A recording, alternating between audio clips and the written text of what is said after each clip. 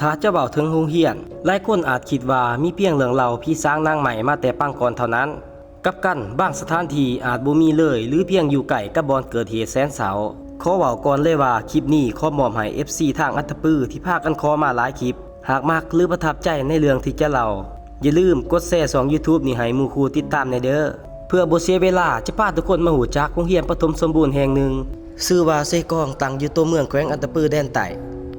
ก่อนอื่นต้องขออภัยหากข้อมูลบ่ตรงจริงหรือเฮ็ดให้คนอัตตปื้อบ่พอใจเรื่องเล่าแม่นได้รับฟังมาจากคนท้องถิ่นเพียงเท่านั้นกับเข้าสู่เรื่องโรงเรียนหลังนี้ก็เต็มไปด้วยวัยเด็กของหลายคนตึกห้องเรียนก็ได้พัฒนาอย่างจบงามบ่แพ้บ่อนอื่นย้อนความว่าเป็นโรงเรียนกลางตัวเมืองที่อ้อมหอบไปด้วยสถานที่สำคัญและแน่นไปพร้อมเรื่องเล่ามาแต่อดีตสภาพภายในโรงเรียนบ่เคยเกิดเรื่องหยังบ่มีสิ่งเหนือธรรมชาติปรากฏออกมาให้เห็นคือบ่อนอื่นแต่ถึงอย่างนั้นนักเรียนหลายคนก็ยังระแวงและมีความหลอนกับโรงเรียนเพราะบริเวณใกล้เคียงก็มักเกิดเรื่องและเต็มไปด้วยเหตุการณ์ก็ว่าได้คนอัตตปื้อจะหูทันทีเลยว่า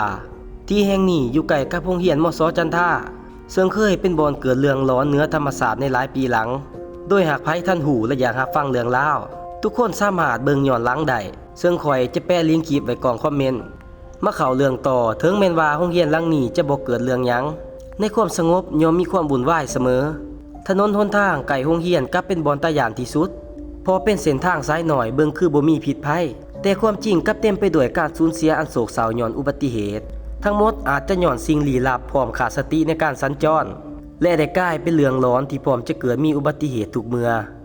ซึ่งหลังจากนี้ขอจะยก2เหตุการณ์ที่เกิดขึ้นจริงหากเฮ็ดให้กลุ่มคนหรือบุคคลบ่พอใจกับเนื้อหาขออภัยเพราะจะเล่าให้เป็นสติแก่ทุกคนที่สัญจรย้อนกลับไปวันที่17เดือน5ปี 2018ได้มีเหตุแสนเศร้าที่ทุกคนบ่อยากให้เกิดขึ้นเมื่อนั้นก็เป็นวันเรียนปกติของผู้คนทั่วไปรวมทั้งจั่วพร้อมครูบาเทพบุตรผ้าเหลืองทั้งหลายพากันเดินทางขึ้นรถใหญ่เพื่อไปหามเรียนตามปกติพอแต่เดินทางมาฮอด4แยกระหว่างหอประชุมใหญ่โรงเรียนจันทาและเมืองใหม่ท่านใดปรากฏมีรถตู้แล่นเข้าปะทะรถที่มีเหล่าครูบาพร้อมจวนหน่อยหลายองค์พาหนะของเทพบุตรผ้าเหลืองได้ปีนเสียงดังสนั่นหวั่นไหวเหล่าจั่วและคนขับต่างบาดเจ็บสาหัสกันอย่างหนักแต่ก็ยังดีที่พอแต่เกิดเหตุรถกู้ภัยก็มาพร้อมพาทุกคนไปส่งโรงหมอเวลาผ่านไปหลายคนได้รับการปีนปัวและแข็งแรงมาใส่ชีวิตได้อย่างปกติแต่น่าเศร้าที่จั่วองค์หนึ่งทนพิษบาดแผลบ่ไหว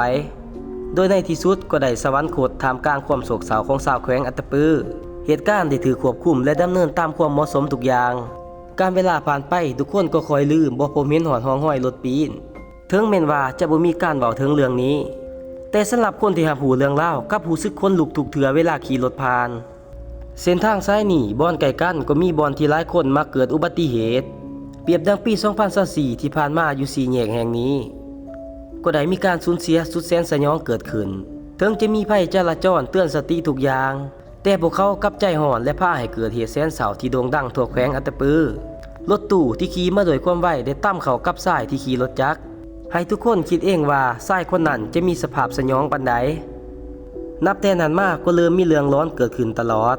เวลาที่ขี่รถกายคืนวันศีลดับมักจะรู้สึกแปลกๆอยู่ทาง4แยกเบิ่งคือกับว่ามีคนคอยแนมเบิ่งอยู่บ่ละสายตาและตอนขี่กายก็จะพบกับโรงเรียนจันทาและเซกองบรรยากาศกลางคืนก็ส่วนวังเวงอย่างบอกบ่ถูกด้วยตึกเรียนที่สร้างมาหลายชั้นก็พาให้หลายคนรู้สึกร้อนบ่หลายก็น้อยบางคนก็ว่าทาง4แยกทั้ง2โรงเรียนมีสิ่งที่เฮาแนมบ่เห็นอาศัยอยู่พวกเขาจะถาเอาตัวต่อตัวแทนเมื่อมีโอกาสถึงความจริงอาจเป็นเพียงเรื่องเล่าแต่ก็อยากให้ทุกคนชาวอัตตปือมีสติทุกเทื่อกับทางสายนี้บางสิ่งบ่เชื่อก็อย่าลบหลู่เพราะพวกเขาอาจจะเฝ้าเบิ่งทุกคนใกล้ไปใกล้มาทุกมือก็ว่าได้จบไปแล้วกับคลิปนี้ตามคำขอจาก FC ทางอัตตปือหวังว่าจะถูกใจวัยรุ่นแดนใต้หากคลิปนี้ม่วนหรือบ่ม่วนก็อย่าลืมกดไลค์พร้อมคอมเมนต์ตามเคยเด้อ